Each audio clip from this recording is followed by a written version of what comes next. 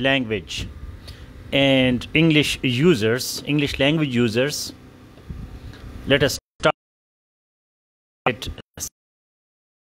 which is our demo class, and in this class we are doing English. We are not learning English. So there is a huge difference between doing and learning. So we are learning by doing. Learning by doing. Please write it. Learning by doing. Experiential learning. Let us see how can you write English words. Let us test your spellings. Experiential learning. Learning by doing. So yeah, Zubair, you can post here, but I don't know it will be considered or not, because we are coming from our monthly exam of Pakistan Affairs. So some students, yes, you can post it here, but later on we will decide whether it is justice or not. Time management is important part of the examination. If others can do, why not you? So experiential. Very good, Sanif Prince. Yes.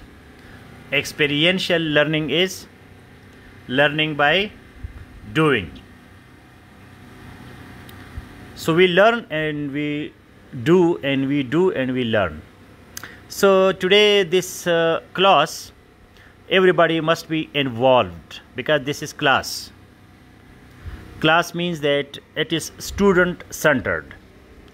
You people need more learning than I need teaching. आप लोगों को ज़्यादा काम की ज़रूरत है और मुझे कम काम की ज़रूरत है. आप लोगों को ज़्यादा सीखना चाहिए और मुझे कम टीचिंग करनी चाहिए. This is modern educational pedagogy. Pedagogy. Can you write the word pedagogy? Let us test your spelling. Can you write the word pedagogy? Pedagogical fundamentals of education. So what is pedagogy? Pedagogical, pedagogue. Can you write these words?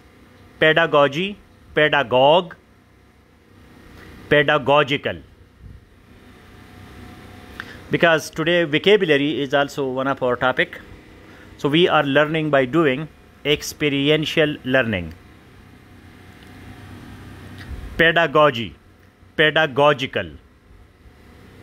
Pedagogue. Who can write pedagogue? If you can write pedagogue, so you can write demagogue also. So can you write pedagogue and demagogue? And what is the difference between pedagogue and demagogue? You know, these words then help us in reading comprehension, as well as we can write in our essay. Your topic is educational system, so you can write a beautiful sentence. We should improve our pedagogical principles. We should implement modern pedagogical principles in our educational system.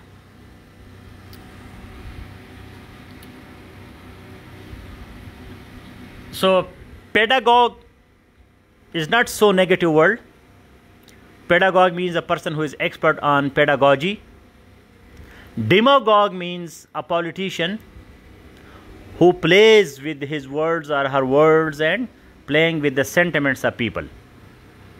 लोगों के जज्बात से खेलने वाला सियासतदान जो है अल्फाज के थ्रू, उसको कहते हैं डेमागॉग.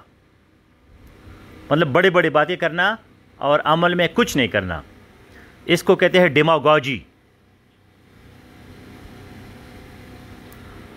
तो this is called association of vocabulary, कि आप एक लफ्ज़ को दूसरे लफ्ज़ के साथ एसोसिएट करते हैं, कनेक्ट करते हैं।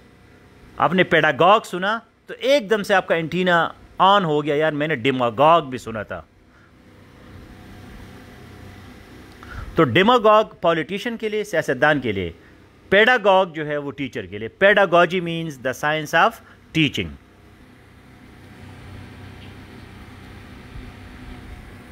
So today our topic, the first topic is Prezi writing. Be ready. I will be posting an exercise here, and then you have to do the Prezi right now, and I will be giving you my comments. So before I give you the exercise, can you tell me what is Prezi? Anybody who can tell me what is Prezi? Let us finish today this theoretical understanding of Prezi. What to do in Prezi, what not to do. मतलब एक दफ़ा हम इस कि Prezi क्या है, Prezi में मैं क्या कर सकता हूँ, सकती थियरेटिकल अंडरस्टैंडिंग जो है एक दफ़ा इस अजाब से निकल जाए। सारी ज़िंदगी आपने नहीं पढ़ना कि Prezi क्या है और प्रेसी में हम कैसे करते हैं, प्रेसी में क्या होता है क्या नहीं होता। इस चीज़ से आज निकल जाए ताकि हमारा नेक्स्ट जो फोकस है वो प्रेसी प्रैक्टिस पे हो। तो अदनान साहब कहते हैं कि precis is summary. Is it true? क्या समरी और प्रेसी में कोई फ़र्क नहीं है? Any difference between Prezi and summary? So Sunny Prince says that Prezi is nutshell. शल, ये क्या सा शल है? SHULL। अब ये प्रॉब्लम है ना स्पेलिंग का, क्या करे? ये इतना तकड़ा बंदा है सनी प्रिंस, बहुत काबिल है, स्पेलिंग में गड़बड़ डंडी मार लेता है। Piece of literature. Prezi means to be exact without unnecessary details. Hassan bin Jamil. So what is the difference between Prezi and summary? Taj Mahal says a concise summary of a book, article or other text. Concise summary. तो क्या मतलब है फिर? ये जो summary है वो concise नहीं होती। Prezi refers to precise, to listen the words but your own. शाबाश खालिद इकबाल साहब, good, you have some idea. तो आयशा इरम कहती है to precise the thesis. To precise the thesis क्या मतलब? थीसिस क्या है? What is thesis? You mean thesis statement, या आपका रिसर्च का थीसिस को जब आप शॉर्ट लिखते हैं। राबिया मुगल कहती है Prezi is 1/3 of a passage completing all the necessary thoughts. Completing all the necessary thoughts क्या मतलब है? आपने thoughts को complete करना है। Rabia Abbas, Prezi is all about restating the article passage in 1/3 of the original length. Prezi is not summary. So what is the difference between summary and Prezi? Naeem Sayal, Prezi is 1/3 of एक original passage. तो 1/3 तो summary भी होती है। To precise the given topic. अब ये grammar जो है हमारा आज टॉपिक है, grammar. Grammar is very very important. मतलब आप टू प्रिसाइज नहीं लिख सकते क्योंकि टू मेक प्रिसाइज, टू जो है हमेशा वर्ब से पहले आएगा। सो सरकार साहब कहते हैं Prezi is a kind of paragraph where we cannot add to words, make it summary, we get ideas from the paragraph and try to write. हाँ, तो मतलब ये है कि ये पहला स्टेप है कि हमें Prezi का पता चले कि Prezi क्या चीज़ है। Prezi is in your own words but covering all the important points. Prezi, main idea paragraph in your own words. Okay, I'm happy that you people have some basic idea. अच्छी बात है कि Prezi जो है you have some understanding that what is Presi. Uzma, Fatima, you are an intelligent member, so you must write the spelling correct. Precis. English is not a phonetic language. Write it. English is not a phonetic language. English जो है ये आवाज़ वाली ज़बान नहीं है. Phonetic का मतलब है आवाज़. इसमें हम लिखते हैं PRECIS, लेकिन बोलते इसको है प्रेसी. आखिर में इस नहीं बोलते, लेकिन लिखते हैं. बस ये बदमाशी है अंग्रेज़ों की. आपने इस लिखना है लेकिन पढ़ना नहीं है. Presi is a short written or spoken account of something which gives the important points but not the details. तो ठीक है, आप सारे लोगों ने टेक्निकल बात किसी ने नहीं की. बिल्कुल एक बंदे ने जो है ना वो जो पॉइंट है वो नहीं बताया. English is not a phonetic language. मतलब जो हम लिखते हैं ज़रूरी नहीं है कि हम उसको पढ़े भी. So we Khalid Iqbal, but in Presi we must stick to our main topic. We can share some basic facts with some unnecessary facts too. Okay, so the difference between Presi is summary. Presi जो है वो summary है. Presi is summary but of an academic, technical, scientific paragraph. Presi is summary of a technical, academic, scholarly, intellectual, scientific paragraph. This is very important to understand. कि प्रेसी का जो paragraph होगा वो technical होगा, साइंटिफिक होगा, academic होगा, scholarly होगा. मतलब आपकी माँ आपको कहती है कि जी बच्ची जाओ तो 5 किलो भिंडी ले आओ, तो प्याज ले आओ, टमाटर ले आओ, सब्ज़ी ले आओ, गोश्त ले आओ, दालें ले आओ, और फिर बाज़ार में जाओ, फ़लान बंदे से मिलो, ये करो वो करो. आम रोज़मर्रा की बातें. फिर आपसे पूछा अच्छा जी मैंने क्या बताया तुम्हें, तो आप उसकी समरी बताती है, खुलासा कि जी आपने ये बातें की. तो वो समरी है, वो प्रेसी नहीं है. Precis is always technical, academic, scholarly, scientific paragraph. इसी वजह से मुश्किल है. मतलब समरी को आसान काम, मुश्किल काम नहीं है. हर बंदे समरी कर सकता है. आपने बंदे ने आपको मैसेज दिया, आपने उसको शॉर्ट कर दिया, बात ख़त्म. टिकटॉक वाले या ये जो यूट्यूब पे है 5 मिनट में 2 मिनट में आपको इतनी बड़ी बड़ी बातें कर लेते हैं. तो मुश्किल सब प्रेसी में ये है कि it will be very very technical. आपको प्रेसी का कोई पैराग्राफ आसान नहीं मिलेगा.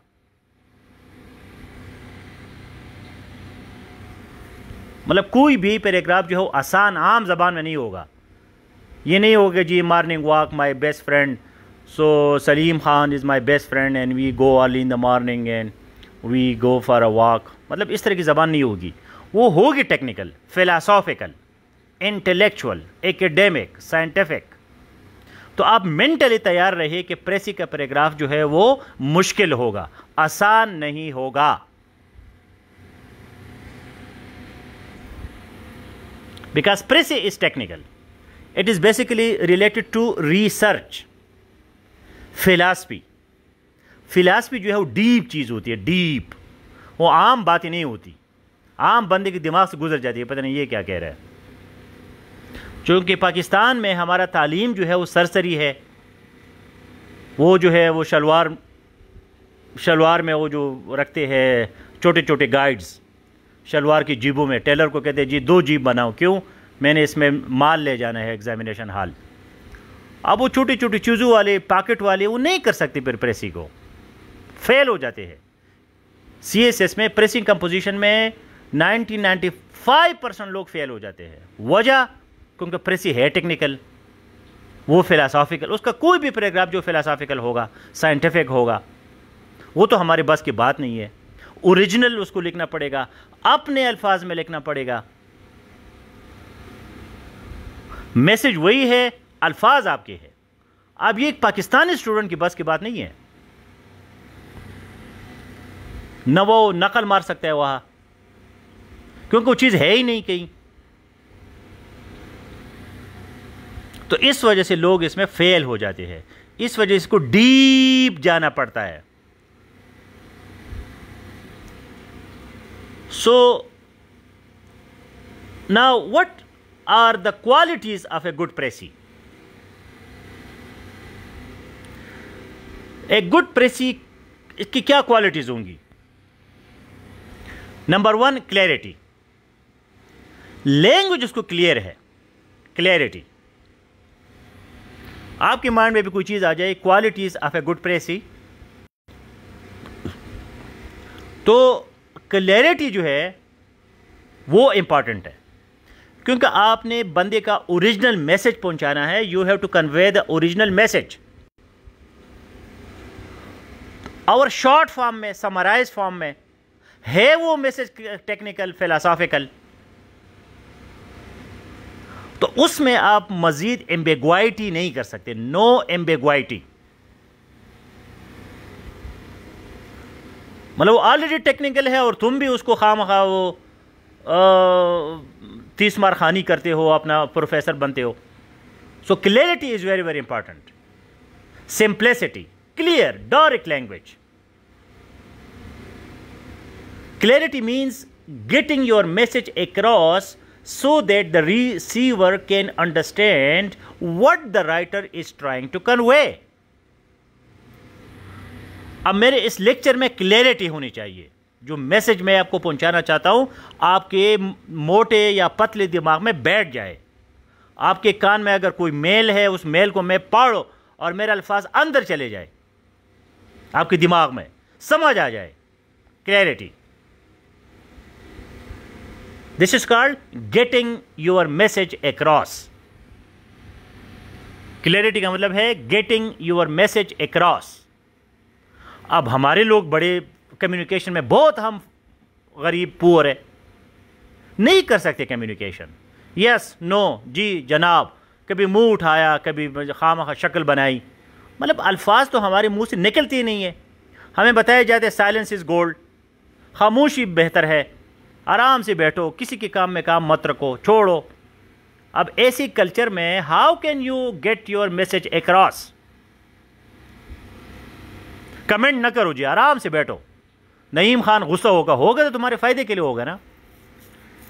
कामयाबी के लिए जरूरी है कि अगर आप सिंसियर है, अपने आप को एम्बेरस कराओ, एम्बेरसमेंट, अपने आप को नंगा करो, शर्माओ अपने आप को, फिर मजा आएगा।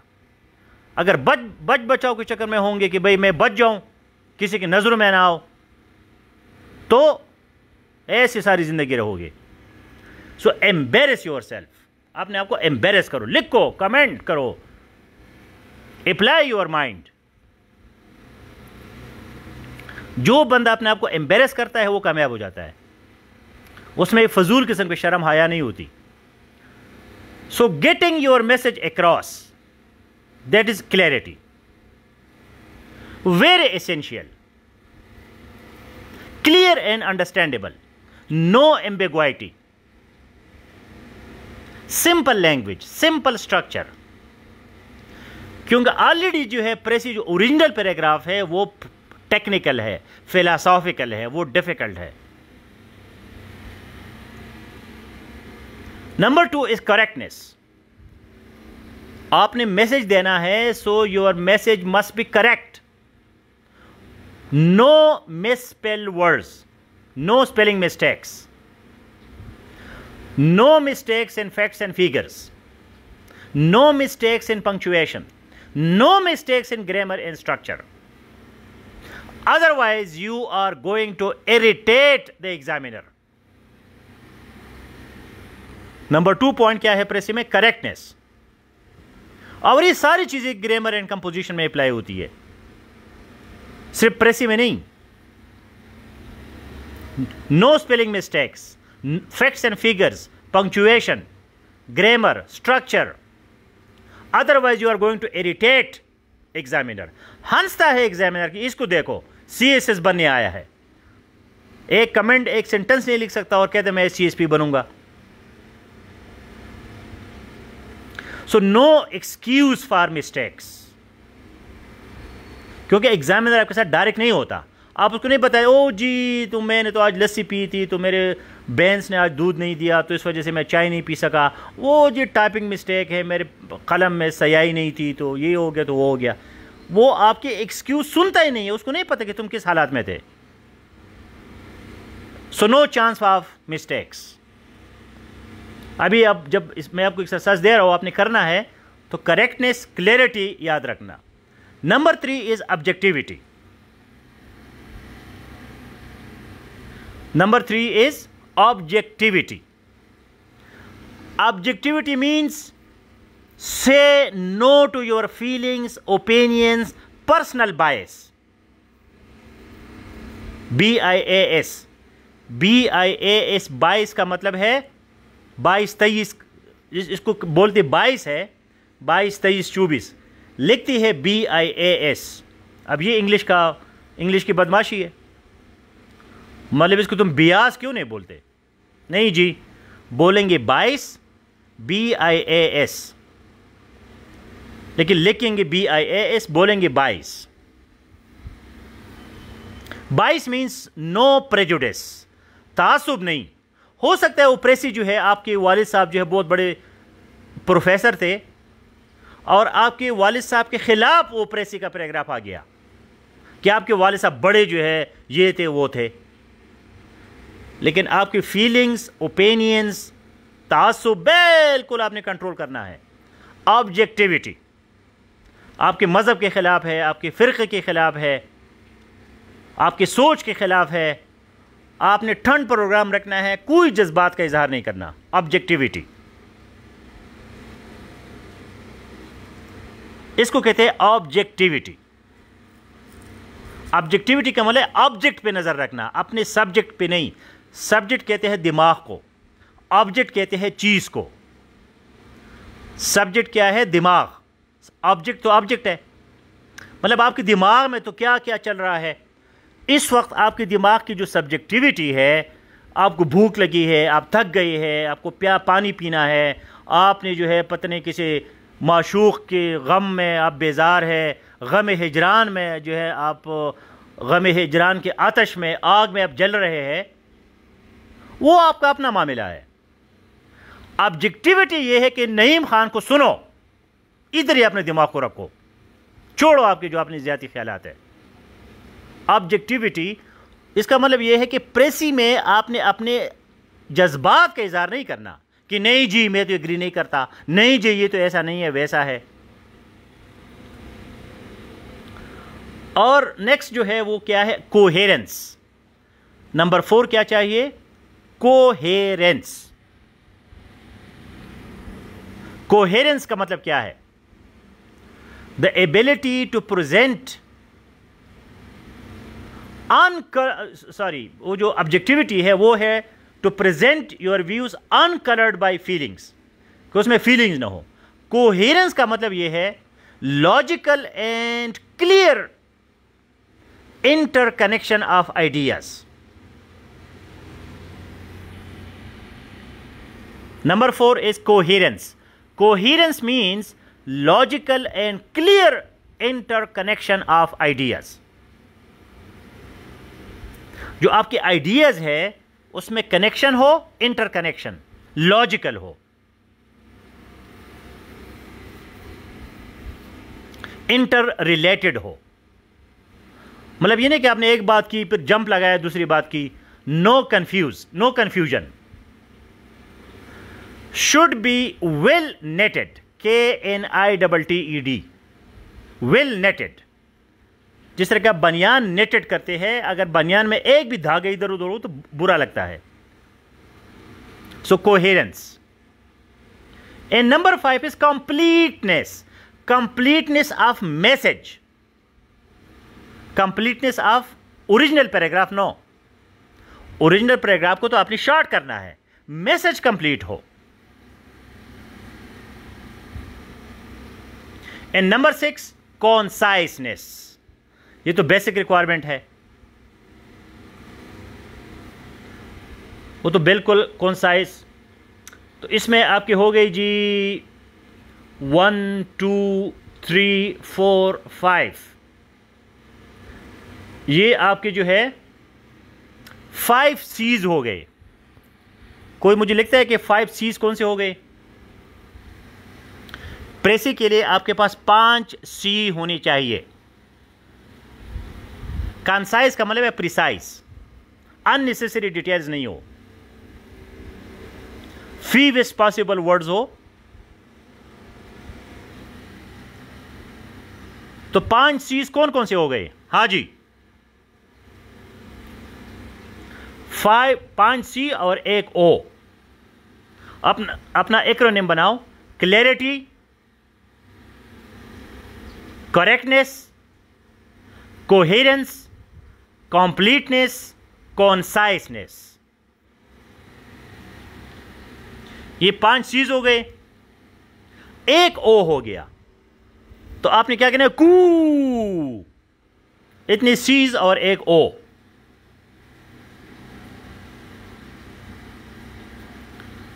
So we have these students, they are following me. Some people, they are already attending safe classes, so they understand what I am saying. If you listen to me for a long time, so you will also understand. तो जब भी अपने प्रेसी का भी exercise करना है तो उसमें आपने ये 5 C's याद रखने हैं और एक O, ऑब्जेक्टिविटी। तो क्या क्या रूल्स है? रूल्स क्या है प्रेसी के? अभी हम रूल्स पे जाते हैं। Number 1, read carefully. आपने अगर रीडिंग कंप्रहेंशन है, आपका वोकैबुलरी ठीक है, ग्रामर ठीक है, पंक्चुएशन को आपको समझ आती है, so rule number 1, read carefully. अब इसको याद रखना। Number 2, underlining. इंपॉर्टेंट चीजों को अंडरलाइन करो।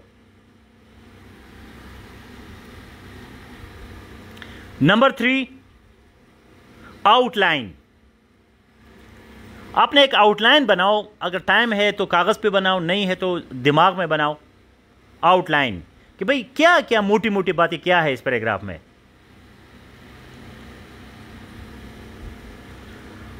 ओमिशन, OMISSION, ये उसका और इंपॉर्टेंट रूल है, omission. Omit all the unnecessary information. Number 1, read carefully. Number 2, underlining. Number 3, outline.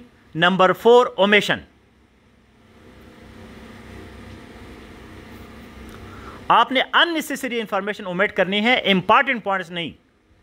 अब ये कमाल है, मतलब ये आप मेरे लेक्चर सुन रहे हैं, जिन लोगों को पता है कि मैं क्या बोल रहा हूं, तो ये इनका कमाल है, उनको गोल्ड का पता है कि भाई सोना क्या है और सोना क्या है।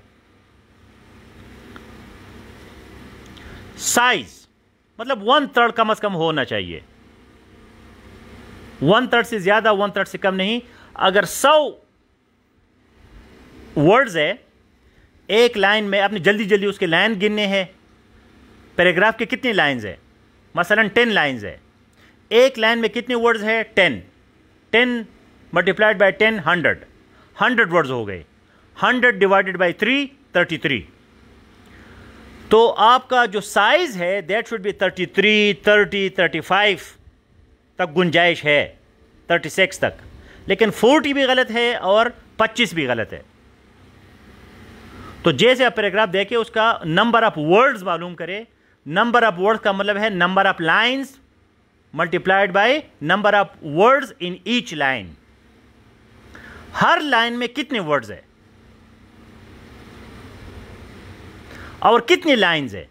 अब ये नहीं कि आप हर लाइन एवरेज आदमी निकाल लेते हैं कि यार 10 है, किसी में 12 है, किसी में 10 है, किसी में 9 है। कॉमन सेंस की बात है। Common sense is a sense which is not common. बहुत बड़ा प्रॉब्लम है। इनडायरेक्ट स्पीच में लिखना है, इनडायरेक्ट। डायरेक्ट स्पीच को बिल्कुल खत्म करना है, डायरेक्ट नरेशन, ओनली इनडायरेक्ट। ये रूल्स है। टेंस आपने पास्ट टेंस रखना है, past tense, tense past, indirect narration, indirect speech.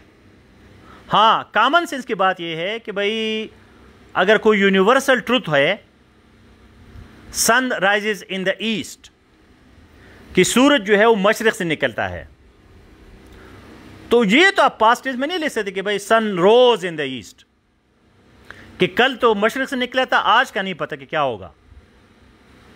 तो इतना बंदे का मोटा दिमाग नहीं होना चाहिए कि भाई यूनिवर्सल ट्रुथ है तो वो प्रेजेंट में, बाकी सारा पास्ट में। ओन वर्ड्स, अल्फाज बिल्कुल अपने होने चाहिए। बहुत मजबूरी है, कोई आपका दिमाग काम नहीं कर रहा, कोई आपके पास सिनोनिम नहीं है, सब्स्टिट्यूट नहीं है, कोई दूसरा वर्ड नहीं है, फिर आप आंखें बंद करके थोड़ा सा इधर उधर देख के जो है ना कोई वर्ड उठा सकते हैं ओरिजिनल से। कोशिश करें कि ओरिजिनल से कोई वर्ड ना उठाए। अप्रोच आपका ऑब्जेक्टिव हो। पैराग्राफ जो है, अगर बेशक उसके 2 पैराग्राफ हो ओरिजिनल के, आपने 1 पैराग्राफ लिखना है, क्योंकि प्रेसी जो है बेसिकली 1 पैराग्राफ में होते, ज्यादा में नहीं। तो आपका जो जवाब है, जो आंसर है, वो 1 पैराग्राफ में हो। बेशक जो है एग्जामिनर आपको 2-3 पैराग्राफ दे दे। तो ये जी उसके रूल्स हो गए, आपको क्वालिटीज भी बता दिए। अब हम आते हैं दा गज और दा मैदान। वो किसी ने पूछा पश्तो में कि भाई मैं बड़ा जंप मारता हूँ, बहुत बड़ा जंप मारता हूँ। उसने कहा आ जाओ, ये मैदान है, मारो, मैं देखता हूँ। तो अभी आप लोगों ने भागना नहीं है। मैं आपको 5-10 मिनट देता हूँ। एक एक्सरसाइज मैं इधर दे रहा हूँ। तो आपने मुझे बड़ी अच्छी अच्छी बातें सुनी, लेकिन अब इसको प्रैक्टिकल करना है। Experiential learning, learning by doing. और यही हम सारा महीना करेंगे सेफ ऑनलाइन क्लासेस में। जो हमारा हायर लेवल है इंग्लिश लैंग्वेज का, उसमें हमारा फोकस जो है रीडिंग पे, reading comprehension, precis, grammar, vocabulary, translation, idioms, synonyms, antonyms, जो भी वोकैबुलरी है। तो अभी मैं आपका एक्सरसाइज देखता हूँ कि किस तरह आप इसको करते हैं। फिर मैं आपको दोबारा टिप्स दूंगा, आपकी गलतियाँ बताऊंगा कि भाई ये गलती आपने की। तो उसके बाद इसको हम समराइज़ करेंगे कि भाई हमारा इंग्लिश लैंग्वेज का हायर लेवल कोर्स में क्या क्या होगा। This is demo class. ये हम आपको डिमॉन्स्ट्रेट कर रहे हैं कि सेफ ऑनलाइन क्लासेस के अंदर क्या होता है।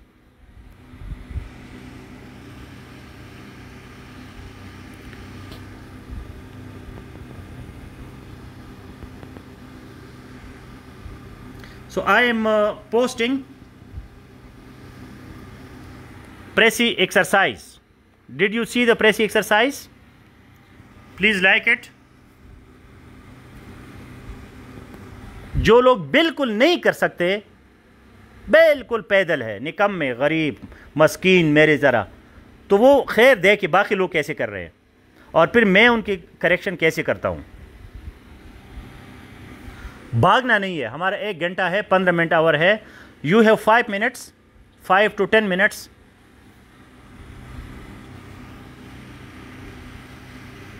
So please write a comment that you have seen the exercise.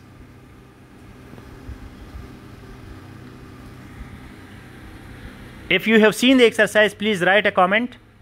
Sir, I have seen the exercise.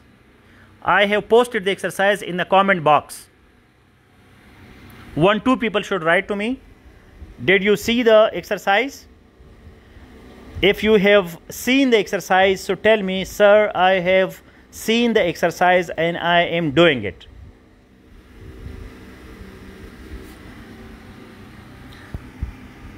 So, got that, sir. Okay, Sunny Prince, thank you. अगर किसी ने एक्सरसाइज नहीं देखा तो लिखे, मैं दोबारा पोस्ट करता हूं।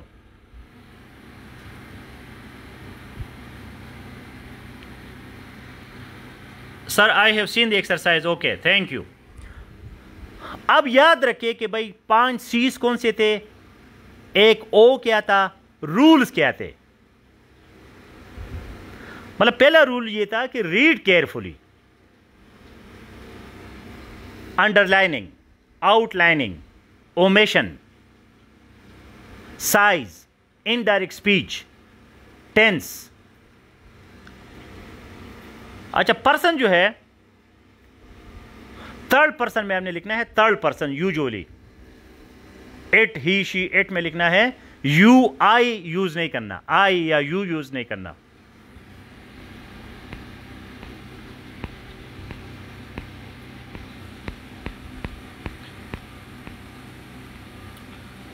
So if you have seen the exercise, so you have 5 minutes, 5 to 10 minutes. So when you are doing it, so I will be seeing your answer.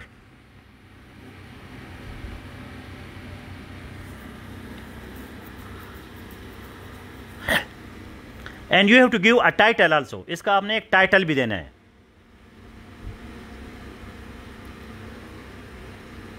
Title के लिए ये है कि ये पूरा पैराग्राफ जो है इसकी प्रेसी अपनी लिखनी है, और फिर प्रेसी का जो प्रेसी है वो इसका टाइटल है।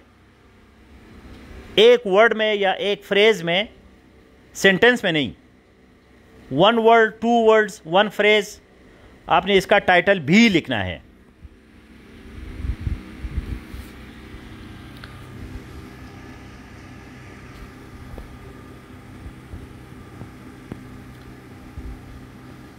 Fatima Bangash, I have posted it again.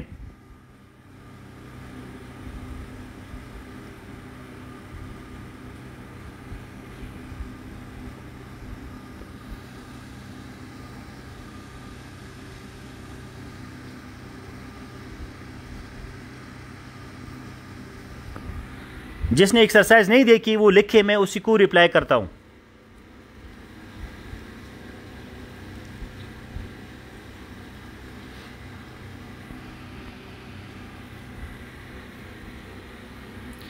If you have not seen the exercise, you can ask, comment. Please post it again.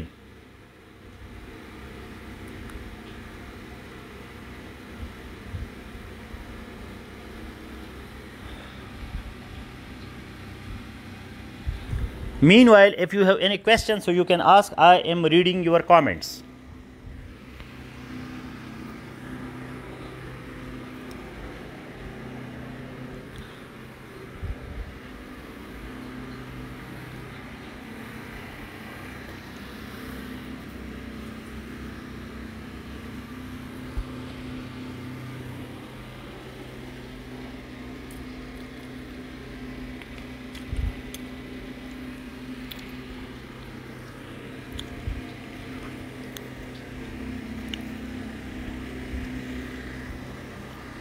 I have given you an exercise of Prezi.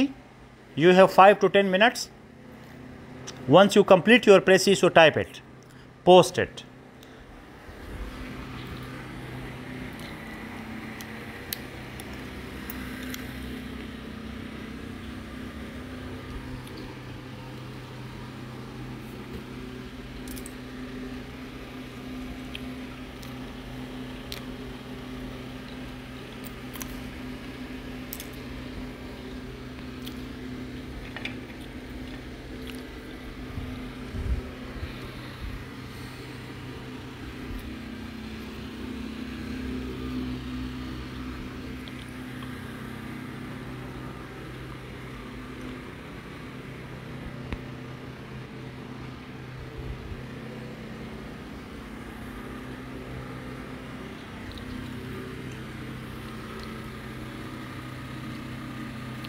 Sir, I will be do it soon. I will be do it soon. गुलाबी अंग्रेजी है। I will be doing it soon. और I am doing it soon. I am doing it.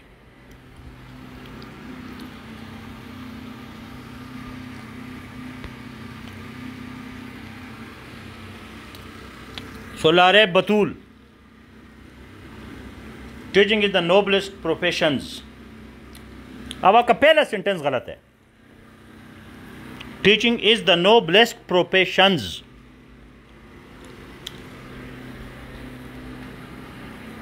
Correctness is important. Correctness is very very important. तो examiner ने आपको 0 marks दे दिए क्योंकि आपका पहला सेंटेंस गलत है। Teaching is the noblest of professions, और आपने एग्जैक्ट वही चीज उठाई है ओरिजिनल से।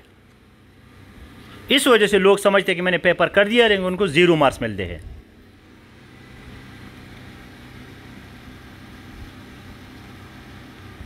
मतलब आपका पहला सेंटेंस एग्जैक्टली आपने उठाया है और आपने नकल भी गलत मारी है।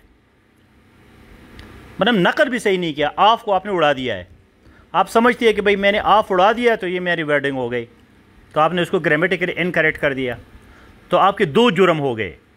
एक आपका आपने ओरिजिनल से उठाया, दूसरा ओरिजिनल से उठाया उसको ग्रामेटिकली इनकरेक्ट लिखा।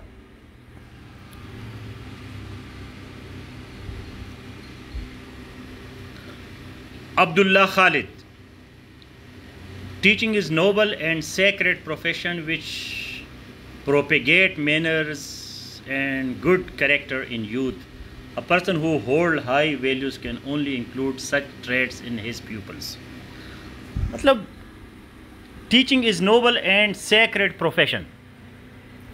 तो ये sacred आपने कहाँ से डाला?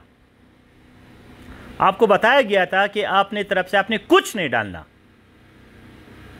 सेक्रेड कहां से आ गया इसमें? और इतना छोटा आपने तो बिल्कुल उसको चूजा बना दिया। Very small.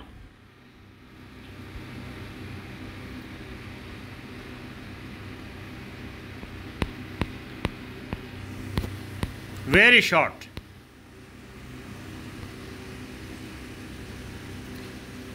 Life changing profession.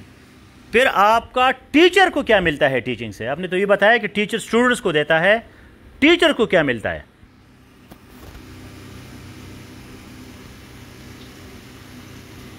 Taiba Shaukat, life changing profession. किसका लाइफ चेंजिंग? स्टूडेंट्स का लाइफ चेंजिंग या टीचर का life changing? Teaching was very. अब ये प्रॉब्लम हो गया ना, मैंने आपको पास्ट टेंस का कहा। पास्ट टेंस जनरल रूल है, यूनिवर्सल ट्रूथ्स के लिए प्रेजेंट टेंस हम यूज करेंगे। कैसे आपको समझ आएगी? वाज का क्या मतलब कि पहले अच्छा प्रोफेशन था, अभी वो गंदा हो गया, खत्म हो गया। मतलब अकल जरूरी कि एकदम से आपने लिखना है। अपने दोस्तों को इंप्रेस करने के लिए भाई एग्जामिन हॉल से जल्दी जल्दी मैंने पहले पेपर किया जी, मोंचों को ताव देते हैं। अपना पूरा टाइम ले लो, आपको 5-10 मिनट दिए गए, आराम से करो। Teaching was very respectable profession.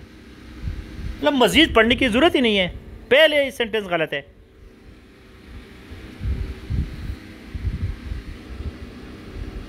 One of the noblest profession is teaching, because अब नोबलेस्ट के लिए आपके पास कोई और वर्ड नहीं है।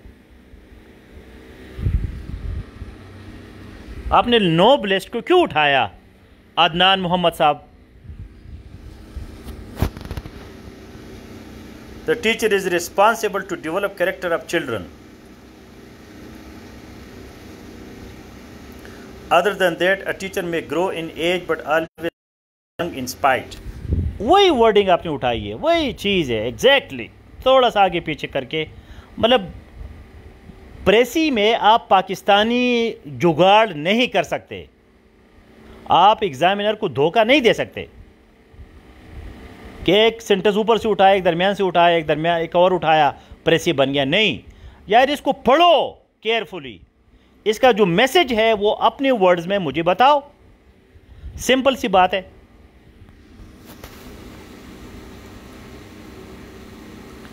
आयशा बतूल, टाइटल बीइंग अ टीचर। अब बीइंग अ टीचर कौन सा टाइटल हो गया? बीइंग अ टीचर क्या है ये? Third class title. मतलब कुछ उसमें कोई मिर्च मिसाला लिखो, कोई मैसेज दे दो। Being a teacher is greatness, being a teacher is magnificent. A teacher is not only responsible for disciplining students but also molding their character. Molding their character. ये molding इसमें है कि नहीं है? बिल्कुल है। मोल्डिंग आपने ओरिजिनल से उठाया, मतलब आप ये देखिए कि आप ओरिजिनल से कौन से अल्फाज उठाते हैं।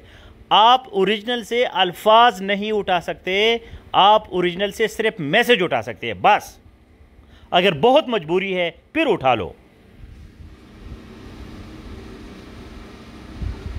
Fahad Abbasi, teaching is kind profession. Kind, अब काइंड का हम देखते हैं कि काइंड का इसके साथ क्या ताल्लुक है, पैराग्राफ के साथ। इसमें काइंड का है प्योरिटी, सिंप्लिसिटी, डिसिप्लिन। तो काइंड किधर है इसमें? काइंडनेस है कहीं?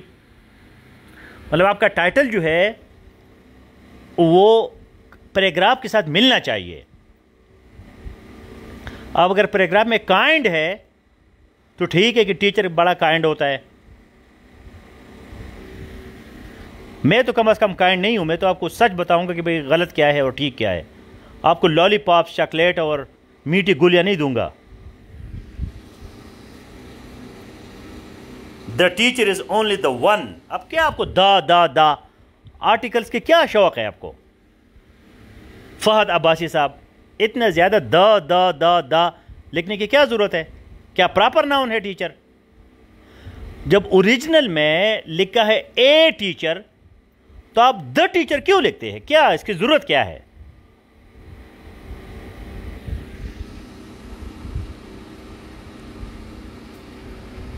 अब देखते हैं उज़मा फातिमा साहब क्या लिखती है। The perks of the teaching profession. अब perks and privileges is a very materialist world. मतलब एग्जामिनर जब पर्क देखेगा तो उसका इंप्रेशन उसका तबीयत खराब हो जाएगी। क्या है? पर्क्स एंड प्रिविलेजेस जो है ये मटीरियलिस्ट चीज़ें है कि आपकी तनख्वाह क्या है, अलाउंसेस क्या है, गाड़ी मिलती है कि नहीं मिलती, बंगला मिलता है कि नहीं, उसको पर्क्स एंड प्रिविलेजेस कहते हैं। आपको जनरल वर्ड यूज़ करे, benefits, greatness, magnificence. The teaching profession is greatest of all. जहां द लगाना है वहां नहीं लिखा। मतलब ग्रामर का बेसिक प्रिंसिपल है कि सुपरलेटिव डिग्री के साथ द लगता है। The greatest, the best. जहां द लगाना है वह नहीं लगाया, जहां नहीं लगाना वहां उसका दे लगा दिया। The teaching, the teacher himself. तब आइए, teacher is built the future of nation. शाबाश है प्रिंस फराज साहब, क्या अंग्रेजी है आपकी। मल्के बरतानिया को आपको जो है ना वो देना चाहिए, कोई इनाम देना चाहिए। Teacher is built the future of nation. मतलब आपको गलत ये नजर, कोई गलती आपको नजर नहीं आती। प्रिंस साहब, आप प्रिंस भी है, मतलब कम से कम आप ग्रेजुएट होंगे, इस वजह से इस क्लास में बैठे हैं। इज बिल्ड की क्या जरूरत है? आप सिंपल लेके builds. Teacher builds the future of nation. A responsibility of a good teacher to be responsible. शाबाश है। अब उसको प्रिंस है, प्रिंस का क्या करे, उसका अपना मौज होता है, अपना उसका मजे होते हैं। अब उसको रिस्पॉन्सिबिलिटी का चस्का पड़ गया, उधर भी रिस्पॉन्सिबिलिटी लिखी, नीचे भी रिस्पॉन्सिबल लिखा। इसको कहते हैं रीडंडेंसी। रीडंडेंसी, जब एक दफा आप एक वर्ड यूज करते हैं उसको दोबारा यूज ना करें।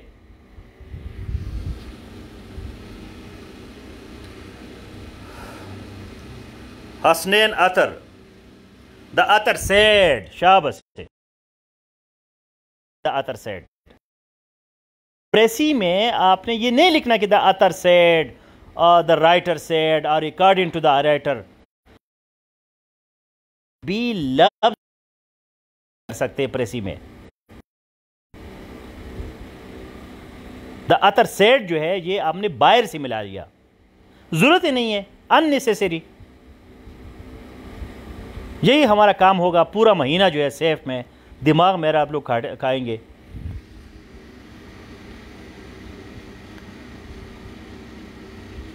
अब आते हैं अपना सनाउल्लाह अफरीदी साहब।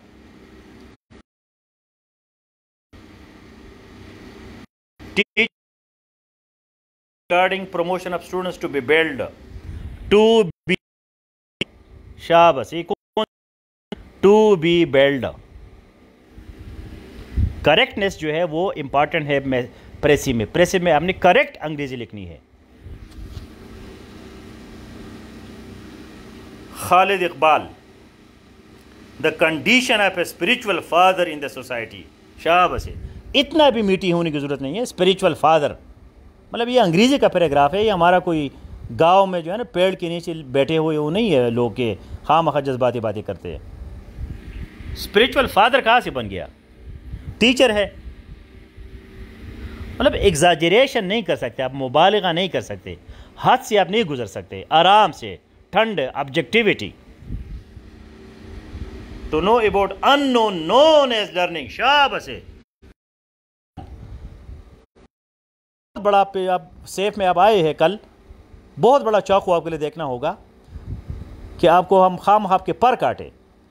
प्रेसी का मतलब ये है कि आपने इसमें इजाफी चीज़ें नहीं डालनी, जज्बाती नहीं होना।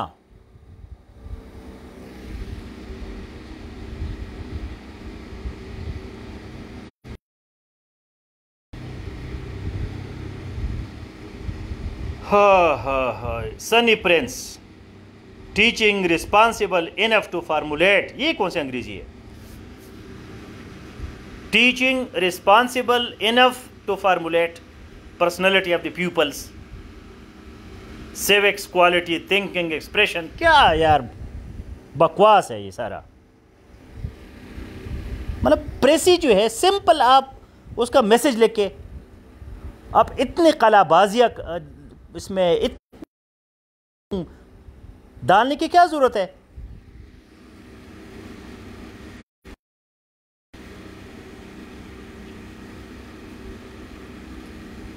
हसन बिन जमील, टीचिंग अ रिस्पेक्टफुल प्रोफेशन। गुजारी वाला टाइटल है, ठीक है, चल जाएगा।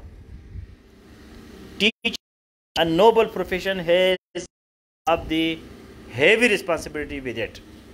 अब किधर है हैवी रिस्पॉन्सिबिलिटी? मतलब वो बताता है कि भाई टीचिंग बड़ा अच्छा काम है, बड़ा मज़ेदार काम है, और आप उसको हैवी बना रहे हैं। किधर है हैवी? ओरिजिनल में अगर हैवी है तो लिखो, नहीं है तो क्यों लिखते हो?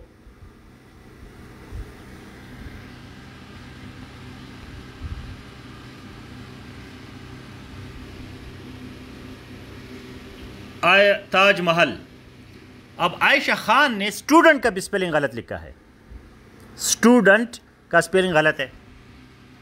The virtue of teaching pedagogy is a moral and honourable occupation that makes the children able to develop them. अब पेडागॉजी जो है आप अपनी तरफ से नहीं डाल सकते, ओरिजिनल पैराग्राफ में पेडागॉजी नहीं है। ये काम आपने करना है एसे में। एसे में आप ज़मीन आसमान की चीज़ें मिला के लिख के एक्सपेंड करे, एक्सप्लेन करे, डिस्क्राइब करे।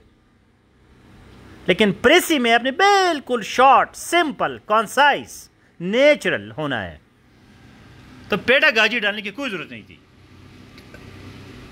Real work of teacher, Naeem Sayal,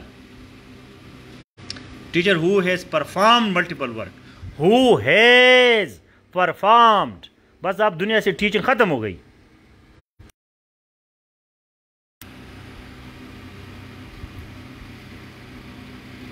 कोई मज़ा नहीं यार। अब्दुल अजीज़ Mehsud, teaching N ईवर lasting profession. यार ईवर लास्टिंग का यहाँ डालने के क्या तुक बनता है? The profession of a teacher is very unique because he has to drive the children in right direction. By precis कुछ गुजारे का है। Teaching is a respectful and patrician profession. Patrician का क्या मतलब है? मेहरीन मुश्ताक साहिबा, पेट्रिशन, ये क्या है? कोई मज़ा नहीं आया। Rabia Abbas, teaching is the most honourable profession. अब मोस्ट ऑनरेबल, द नोबलेस्ट, हाँ ठीक है। अब चूँकि ओरिजिनल में नोबलेस्ट है, सुपरलेटिव डिग्री है, तो आप मोस्ट ऑनरेबल जो है वो अच्छा सब्स्टिट्यूट है नोबलेस्ट का, तो ये एक अच्छी बात हो गई। As a teacher plays a huge role in the character building of juveniles. Juveniles ठीक है, चिल्ड्रन लिखे या किड्स लिखे, ज़रूरी नहीं कि जुवेनाइल ही हो। A teacher is not mean to just impart knowledge and information। हाँ राबी, आप देखो ना, मतलब काम ठीक शुरू करते दरमियान में डंडी मार लेते हो। जब आपने इंफॉर्मेशन लिखा तो नॉलेज लिखने की क्या ज़रूरत है? नॉलेज लिखो बस, इंफॉर्मेशन की कोई ज़रूरत नहीं है, because information is part of knowledge. Precis में आपने बहुत मुहतात होना है, आपने बिल्कुल जो है कोई नई चीज़ नहीं डालनी, कोई लंबी चीज़, कोई डुप्लिकेट, डबल, रिडंडेंसी बिल्कुल नहीं डालनी, गुंजाइश ही नहीं है। अपनी चीज़ को छोटा करना है। प्रॉब्लम यह है कि इसे में हम आदी हो जाते हैं कि बड़ी बड़ी चीज़ें लिखते हैं। अब प्रेसी में बिल्कुल उसका उल्टा है।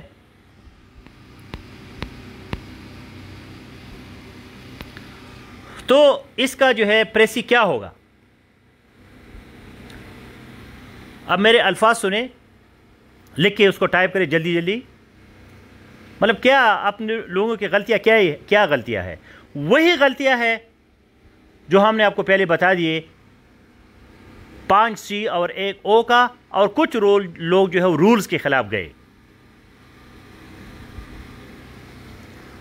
तो अभी टाइम ख़त्म हो गया, कुछ लोग वेट कर रहे थे कि नईम खान बताएगा तो फिर हम उसके मुताबिक लिखेंगे।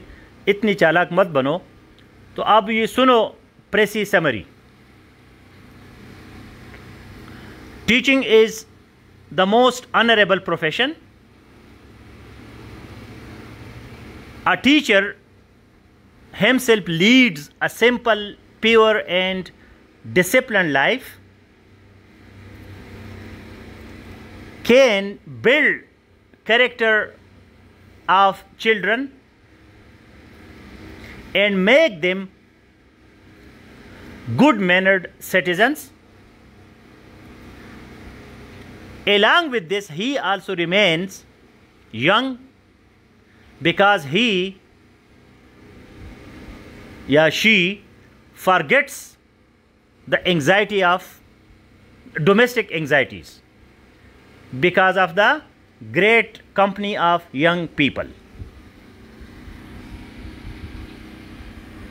ये इसका समरी हो गया।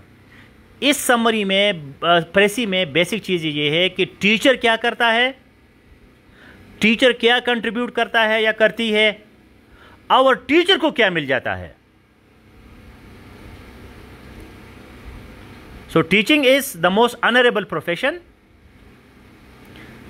हिज और her life is very simple, disciplined, playing great role in the character building of children, and he or she also remains young because he is in the great company of young people।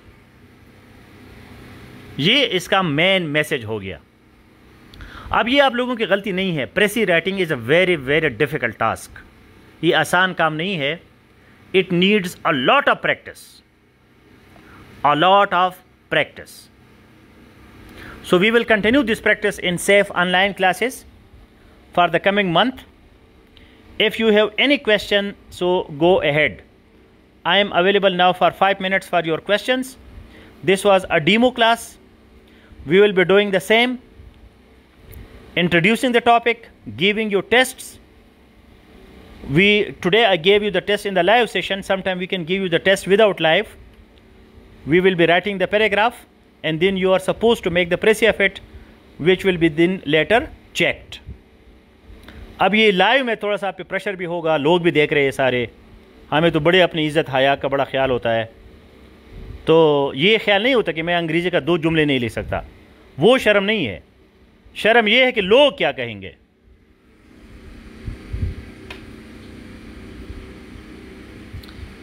So those people, they are safe members. So I will be discussing with them in detail later on if I could not check your answer, and I will be giving you the ideal summary also, ideal précis of this paragraph. This is our job for the coming whole month. Don't worry.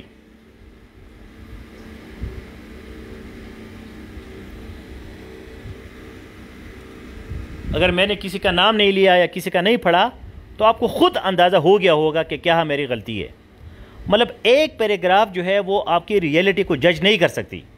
हो सकता है बड़े अच्छे बंदे हो, आज pressure की वजह से, फर्स्ट टाइम एक्सप्रेशन की वजह से आप गड़बड़ कर गए, लेकिन ज़रूरी नहीं कि एक पैराग्राफ आप बिल्कुल जो है जाके किसी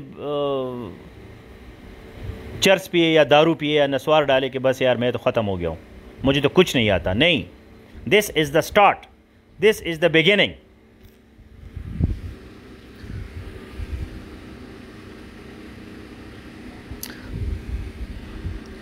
Sir, do we need to write précis in past tense? Yes. If it is not, like teaching is something universal. Teaching तो एक आम सी बात है, इस वजह से इसको हमने प्रेजेंट में लिखा। Teaching is the most honourable profession का मतलब ये है कि अभी भी है, पहले भी था, लेकिन जब मैं आपको और एग्जांपल दूंगा तो उसमें फिर हमने पास्ट में लिखना है।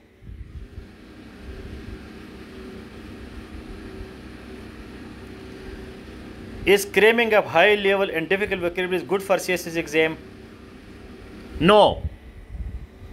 If you can cram and you can maintain it, okay, but cramming is not on sustainable basis. Sustainable ये होता है कि भाई आपने आज क्रेम किया, कल परसों फिर आप याद रह जाते, आप भूल जाते हैं, यार उसका पहला वर्ड क्या था वो तो मैं भूल गया। तो आपने you have to learn it and use it in the context.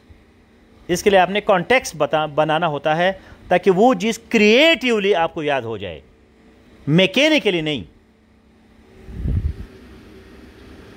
So we will be doing this whole course of vocabulary, précis, reading comprehension, grammar, idioms, translation. This will be our course of the higher level of English language safe classes. This was a demo class. Those people who are interested, they should comment here. They should talk to Mirza Hassan for admission. And from 5th of July, we are going to start formal classes. This was just a sample.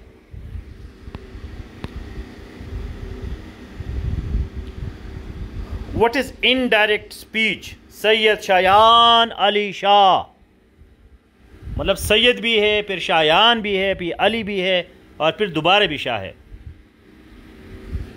मतलब कुछ अपने नाम का लाज रखो। Speech का spelling तो ठीक लिखो, SPEECH। इनडायरेक्ट, डायरेक्ट, इनडायरेक्ट आपने कभी नहीं सुना जिंदगी में कि डायरेक्ट है, इनडायरेक्ट है, एक्टिव, पैसिव वॉइस। मतलब नाम तो सुना होगा, अब आता है नहीं आता, तो ये भी हमारा काम है safe online English language course में कि आपको एक्टिव, पैसिव, डायरेक्ट, इनडायरेक्ट भी हम समझाए। डायरेक्ट स्पीच ये होता है he says double quotation marks I am coming, तो ये क्या हो गया, ये डायरेक्ट हो गया। He said that he was coming, तो ये इनडायरेक्ट हो गया।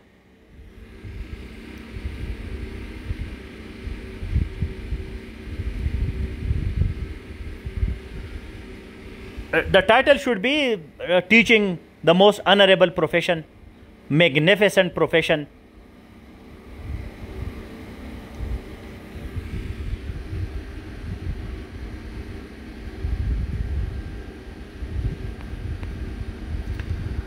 So all the best guys. If I have not read your précis, compare it with the one that I told you.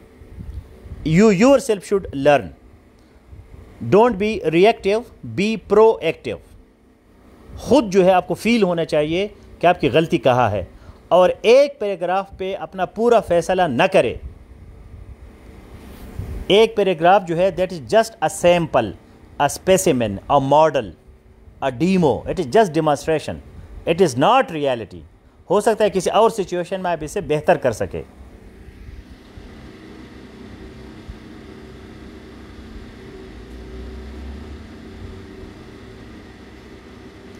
Any other question? So tomorrow we have our monthly exam, English exam, and the day after tomorrow you will be having all these things in written. ये जो मैंने आपको बोल लिया, ये सारी चीज़ें आपको written में भी मिल जाएंगी in safe online higher level English course. जो चीज़ें आज आप मैंने बोला, जो मैंने आपको पैराग्राफ दिया, उसका ओरिजिनल, फिर उसका प्रेसी, फिर ये सारी चीज़ें जो रूल्स है जो प्रेसी में होनी चाहिए, ये सारी चीज़ें आपको इन राइटिंग भी मिल जाएंगे सेफ प्रेसी एंड कंपोजिशन क्लासरूम में।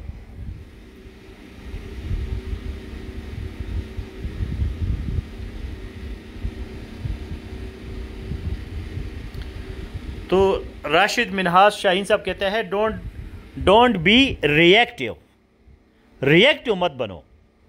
किसी ने आपकी तारीफ़ की तो आपकी बांछें खुल गई और आपका मुंह जो है वो लग गया आपके कानों के साथ। किसी ने तारीफ़ नहीं की, किसी ने नाम नहीं लिया तो आप टुस पुस हो गए कि यार क्या हो गया।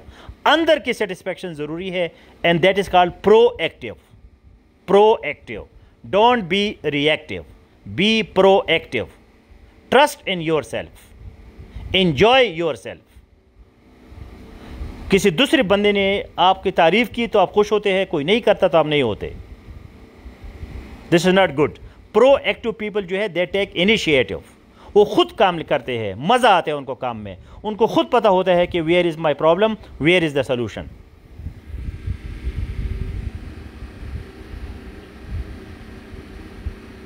Timing of the class will be 9 PM, 9 and 10.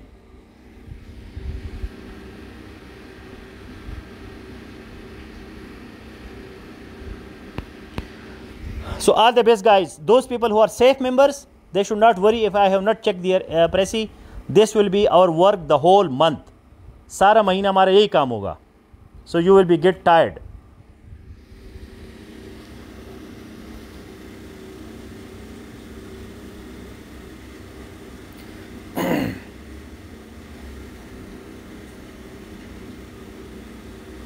So all the best guys. Take care. Have a nice night.